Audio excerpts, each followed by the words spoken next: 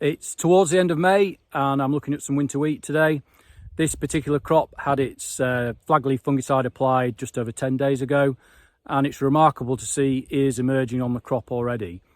So it won't be long before our thoughts are turning to applying a T3 earwash fungicide. This particular crop is a group 1 milling wheat, so we're keen to make sure that we keep the crop clear of ear disease as long as we can. And there is still quite a long way to go until harvest, at least 8 weeks, if not nearer 10 weeks, depending on the weather. So our other thoughts are, should we be including some foliar nutrition at that timing? A key element to consider at this point is potassium. A crop at this stage in its growth period will be taking up significant quantities of potassium, up to 10 kilograms per hectare per day. Now, clearly we can't deliver that quantity of potassium in a foliar application, but if we've identified there are any deficiencies or we feel the crop is needing something like that, then that's worth considering. It's important is potassium for water regulation within the plant and stem strength as well. And we've seen from trial work that we've done with foliar applications of potassium at T3 benefits of just over 1/4 of a tonne to the hectare. Other elements to consider at this time are magnesium.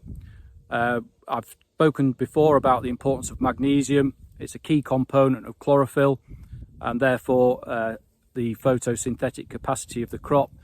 And we need to keep these crops as green for as long as we possibly can and intercepting that sunlight. Another element that we shouldn't ignore at this point, and it's something we've picked up in leaf tissue analysis but also grain analysis at harvest, is phosphorus.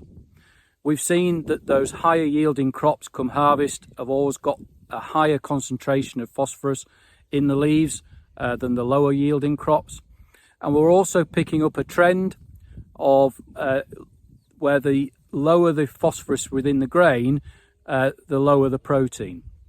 As I mentioned, this is a milling wheat that I'm studying today, and the premiums for milling wheat do look promising for this harvest at this point in time, and therefore it's important that we do consider making sure that we've delivered enough phosphorus to the crop. So we would be suggesting at T3 to cover all those elements that I've just mentioned: potassium, magnesium and phosphorus, to include a product like Yara Mag-Phos K at 3 litres to the hectare.